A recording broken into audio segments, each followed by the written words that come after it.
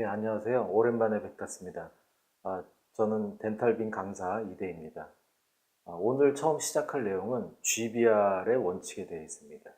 GBR이라고 하면은 본그래프트를 하는 여러 가지 방식 중에 하나인데 그것도 역시 원칙이 있겠죠. 그 원칙에 대해서 먼저 간단히 말씀드리고 그리고 또 다른 내용에 대해서 말씀드리겠습니다. GBR을 할 때는 어떠한 원칙 하에서 하는데 그 원칙은 대부분 디펙트의 타입에 따라서 나누어진다고 생각합니다. 리치 오그멘테이션이라고 하는 것은 임플란트를 심으면서 같이 할 수도 있고 또는 임플란트를 심기 전에 먼저 그 조건을 좋게 하기 위해서 하게 되는데요. 보시는 바처럼 수평적 또는 수직적 또는 수평 수직적으로 골을 재건하는 데 그 목표가 있습니다. 리치 오그멘테이션의 테크닉들은 아시는 바와 같이 여러 가지가 있겠죠. 블록본 테크닉도 있고 또는 타이타늄 메쉬를 사용할 수도 있고 또한 컨벤셔널 GBR을 이용할 수도 있겠고 또는 리치 익스펜전 또는 리치 스플릿을 이용할 수도 있겠고 또는 알베올라 리프트 또는 선생님들이 좀 생소하지만 디스트랙션 그런 여러 가지 방법들이 있겠습니다. 하지만 이 중에서 오늘은 GBR에 대해서 특히 집중해서 말씀드리겠습니다. 첫 번째는 GBR의 원칙입니다.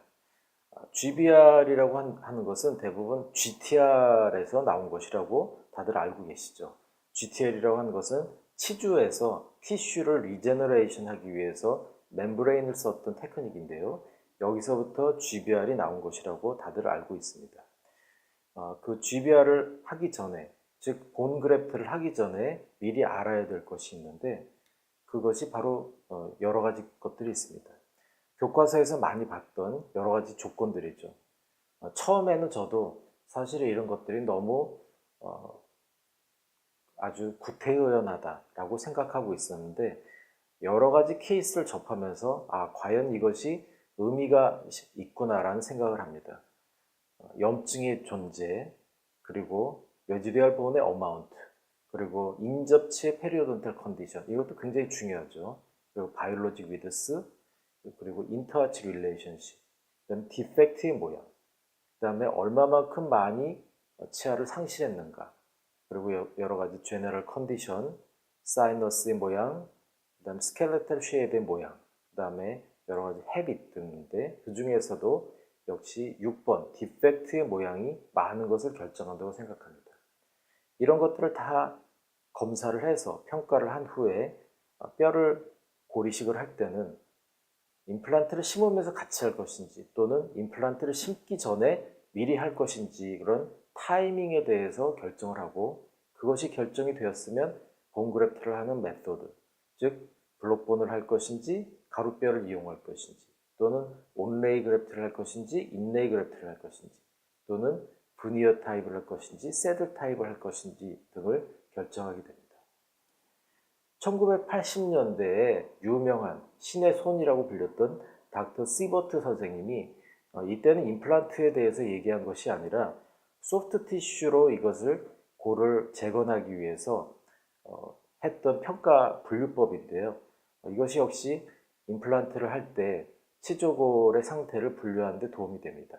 클래스 1은 하이트는 노멀한데 버코링구알적으로 체적이 모자랄 때, 두 번째는 버코링구알은 괜찮은데 하이트가 모자랄 때, 세 번째는 하이트와 버코링구알이 다 모자랄 때로 들 수 있겠습니다.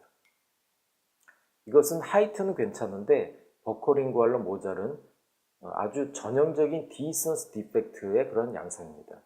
이 디선스 디펙트는 아까 시버트 분류법에 의하면 클래스 1 디펙트죠. 이 디펙트를 어떻게 치료하느냐는 여러 가지 방법이 있지만 여기서는 이제 GBR에 대해서 말씀드리겠다는 거죠. 아까 여기서 봤던 이러한 GBR에 할 때 이런 판막의 그 디자인은 조금 작다라고 할 수 있습니다.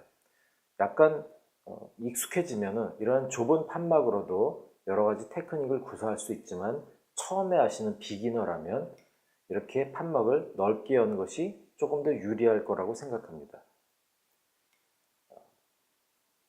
임플란트를 심기 전에 또는 임플란트를 심으면서 같이 하는 이런 GBR은 여러 가지 힐링 과정을 거쳐서 그것이 뼈가 되는데, 그리고 그 뼈에 오세오 인테그레이션이 되겠죠. 그런데 이 힐링 과정은 세 가지의 원소가 있다고 생각합니다.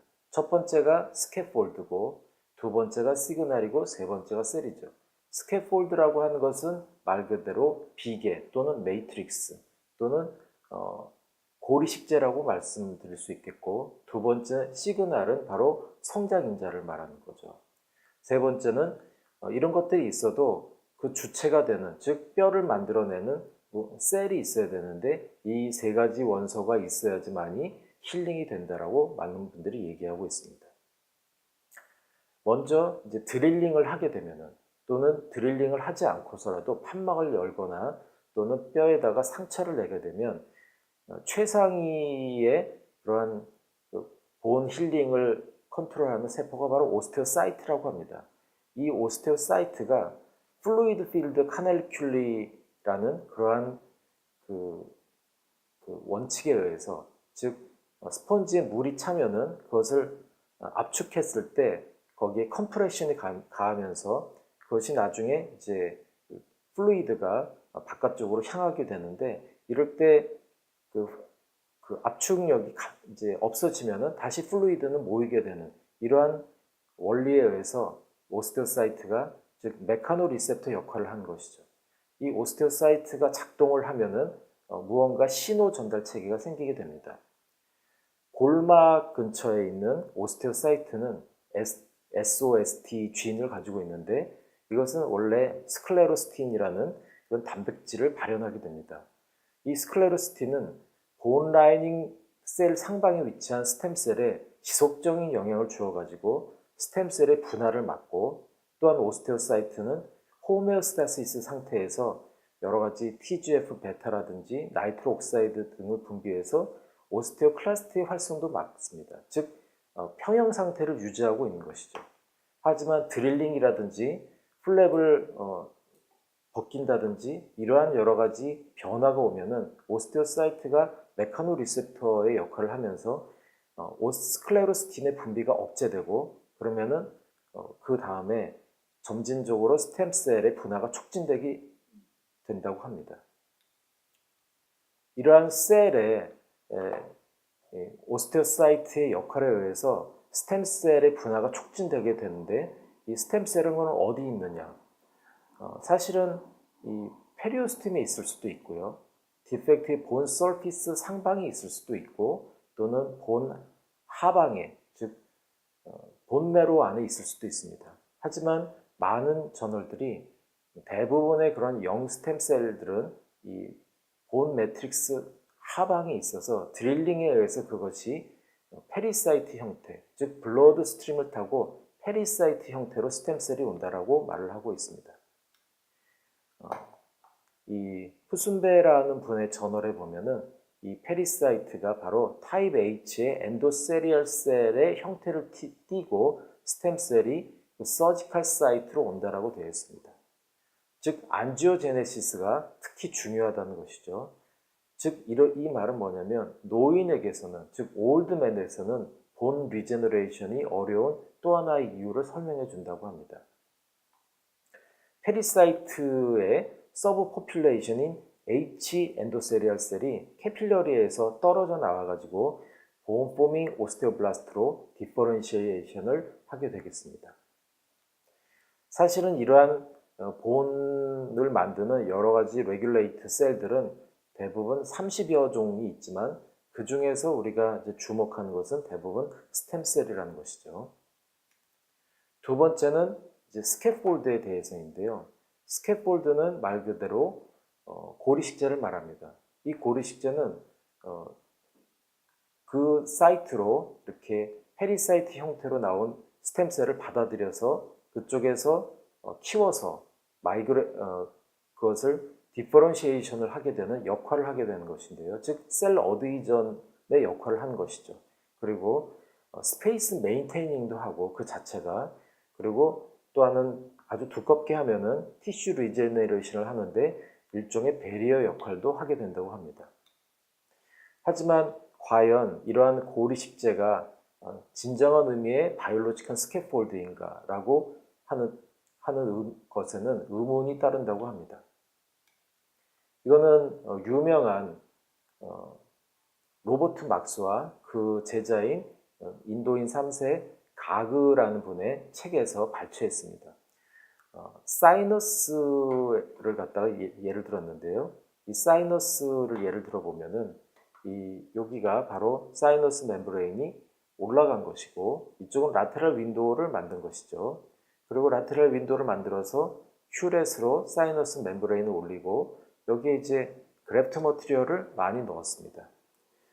그런데 그래프트 머티리얼을 넣고 나면은 이 그래프트 머티리얼이 서로 뭉쳐집니다. 무엇에 의해서 뭉쳐지냐면 피브린, 파이브로넥틴, 비트로넥틴 같은 매트릭스에 의해서 서로 뭉쳐지는데 이 세 개가 바로 피떡, 블러드 클롯이라고 불리는 것이고 이것을 어드이전 몰리큘이라고 말을 하고 있습니다. 즉 우리가 항상 블러드 클롯을 잘 유지해야 된다, 보존해야 된다라고 하는 것은 바로 이 어드이전 몰리큘이 그래프트 머티리얼을 뭉쳐주고 이 어드이전 몰리큘을 따라서 이 셀이 익스포즈된 본 서피스에서 점점 그래프트 머티리얼을 향해서 마이그레이션 되면서 그것이 디퍼레이션 되고 그러면서 나중에 오스테오블라스트가 되면 그것이 오스테오이드라는 그러한 매트릭스를 만들어서 뼈를 생성하게 되는 것이죠. 그래서 특히 사이너스에서는 본 서피스에서 센터 쪽으로, 즉 라테랄에서 센터 쪽으로 본이 생긴다라고 말을 하고 있습니다. 여기서 보면은 그래프트 머티리얼은 일종의 복덕방 같은 역할을 하는 것이고 진정한 의미의 액츄얼 바이올로직 스캐폴드는 이런 어드이전 몰리큘이다 라고 말을 할 수 있습니다. 즉 그래프트 머티리얼은 이 블러드 클롯을 보존하는 역할을 하는데 중요한 역할을 한다라고 하고 있습니다. 생각합니다. 또한 부피도 유지하고요. 그 다음에는 이제 시그널, 성장인자에 관해서입니다. 성장인자들은 여러 가지가 있죠. 뭐 수십 가지, 수백 가지 성장인자들이 있습니다. 그 중에서 우리가 치과 영역인 임플란트 영역에서 주목하는 것은 여러 가지가 있겠지만 BMP와 PDGF, VGF 같은 그런 직접적으로 이제 골 생성에 영향을 주는 성장인자들이 있습니다. 이런 성장인자들은 굉장히 많죠. 이런 성장인자들은 대부분 사이토카인이라고 불리고 있는데 이런 사이토카인은 여러 가지 기능을 가지고 있는 플레오트로픽 이펙트를 가지고 있습니다. 즉 안지오제네시스 또는 마이토제네시스 또는 디퍼런시에이션 등이 그것이죠. 마이토제네시스라고 하면은 타겟 셀의 프롤리퍼레이션을 말하는 것이고 디퍼런시에이션이라고 하면은 셀의 정체가 변하는 것이죠. 즉 스템셀에서 프리오스테오블라스트로 됐다가 프리오스테오블라스트에서 다시 오스테오블라스트로 변하는 그러한 셀의 정체가 변하는 DNA가 변하는 그런 것을 디퍼런시에이션이라고 합니다. 대부분 이제 본이 파괴가 되면은 다시 본이 재건이 되는데 여기 보시는 바와 같이 이니시에이션, 트랜지션, 터미네이션 단계를 거치게 되는데 이 트랜지션으로 갈 때 오스테오클라스트가 중요한 역할을 하죠. 왜냐하면 본을 리섭션 하니까 이 트랜지션 페이스에서 여러 가지 오스테오클라스트가 뿜어내는 여러 가지 커플링 팩터들이 있는데 이 커플링 팩터들이 바로 다 성장인자들입니다. 그 중에서 제일 유명한 것이 바로 BMP인데요.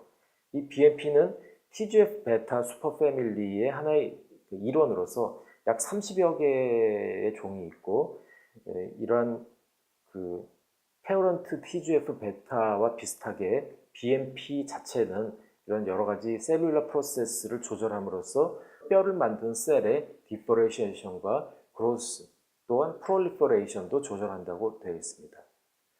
이러한 BMP라든지 또는 여러 가지 성장인자들은 전 세계적으로 유전자 재조합 방식으로 이런 것들을 만들고 있습니다. BMP2는 우리나라에서도 지금 3가지 종류가 이미 나와 있고 전 세계적으로도 BMP2가 인퓨즈를 대표적으로 해서 많이 만들어져 있고요. BMP7도 있고 또한 Gen21S로 대별되는 PDGF도 있고 또한 화상 환자한테 많이 쓰고 있는 FGF2 또는 그로스 팩터, VEGF 이런 것들도 임상 2상, 임상 3상을 거쳐서 지금 여러 가지 상품으로 나오고 있는 상태입니다.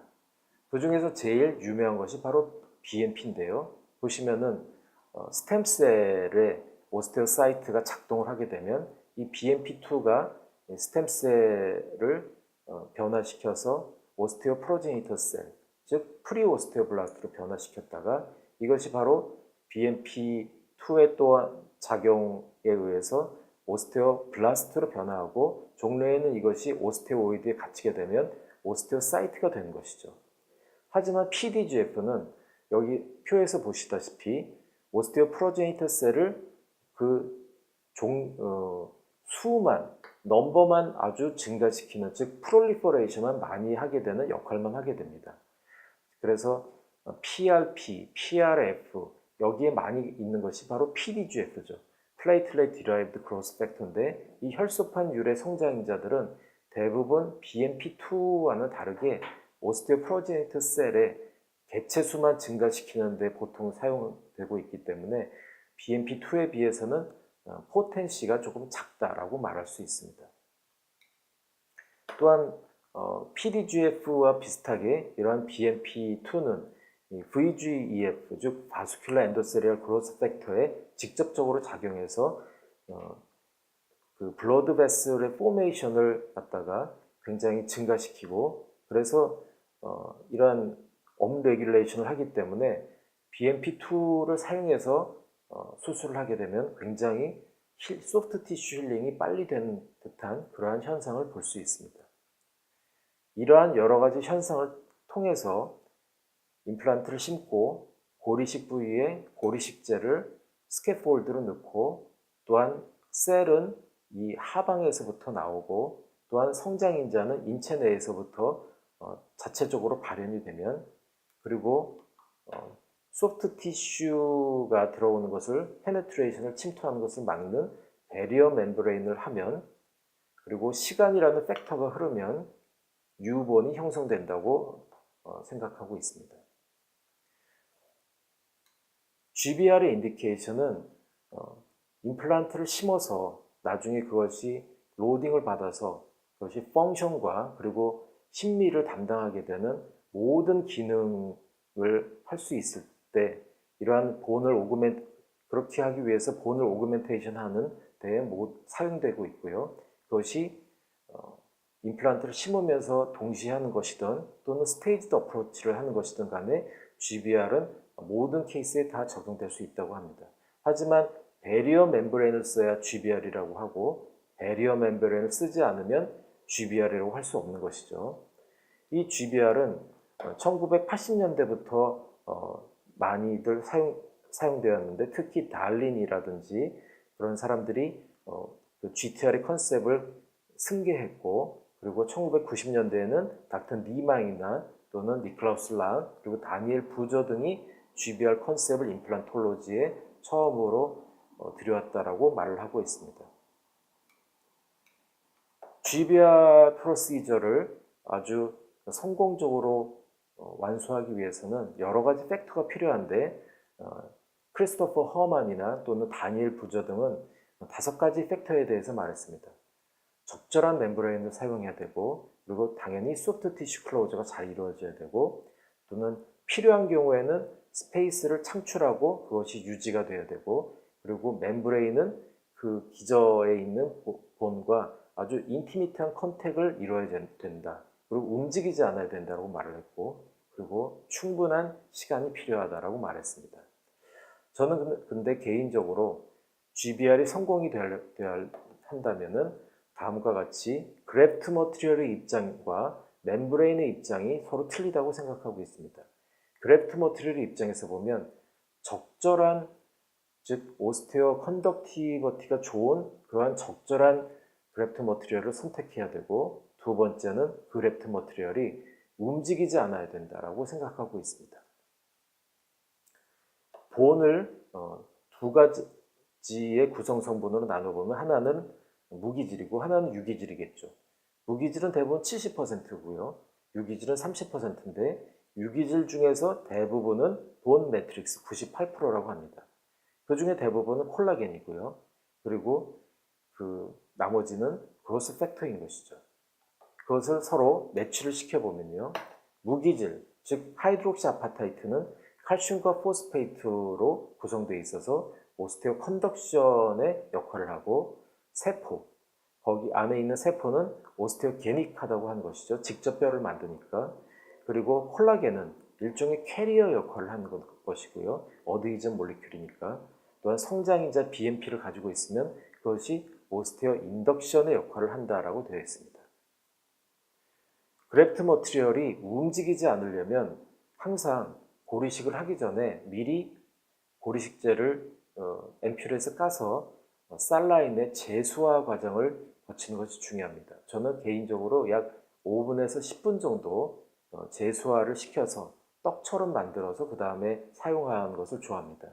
또는 최근에는 PRP나 PRF로 이 그래프트 머티리얼을 뭉치게 만들어서 원 유닛을 만드는 손동석 교수님 같은 분은 이것을 스티키본이라는 이름으로 말씀을 하고 계시고요. 또는 어떤 분은 전혈, 비노스 블러드라든지 또는 서지컬 사이트에서 나오는 블러드를 이용해서 소킹하는 방법도 쓰고 있고, 또는 조직 접착제인 T셀 같은 것을 이용해서 그래프트 머티리얼을 뭉치게 하는 그러한 방법도 있습니다. 첫 번째 PRF는 살라인은 다 아시니까 PRF는 여러 가지 플레이틀렛 컨센트레이트를 만드는 여러 가지 방법들이 있는데 그 중에서 이제 첫 번째 방법은 PRP를 만드는 것이고, 두 번째 스페셜 세퍼레이팅 겔을 이용하는 방법은 스페인의 아뉴이타라는 분에 의해서 만들어진 CRF라는 것이고, 세 번째 방법은 바로 프랑스에 있는 쇼프란 같은 사람들이 많이 사용하는 그런 이제 아무것도 넣지 않고 그냥 원심 분리를 2번 해서 만드는 그러한 방법입니다. 이 PRF는 특히 류코사이트나 플레이트렛 리치 피브린이 많은 LPRF를 보통 만드는 것인데요. 이것을 이용해서 이 그래프트 머티리얼에다가 이 PPP 솔루션을 넣으면 이렇게 원 유닛이 돼서 그래프트 머티리얼이 움직이지 않게 되어 있고, 그러면은 이제 그래프트 머티리얼이 움직이지 않으니까 셀이 마이그레이션을 하기 쉽겠죠. 정착하기도 쉽고, 또는 다른 방법으로 이렇게 PRF 매트릭스를 만들어서 이것을 꺼지에 넣고 꽉 짜놓으면, 짜가지고 이것을 갖다 그래프트 머티리얼 위에 얹어 놓으면은 그래프트 머티리얼이 움직이지 않는 효과를 갖게 됩니다.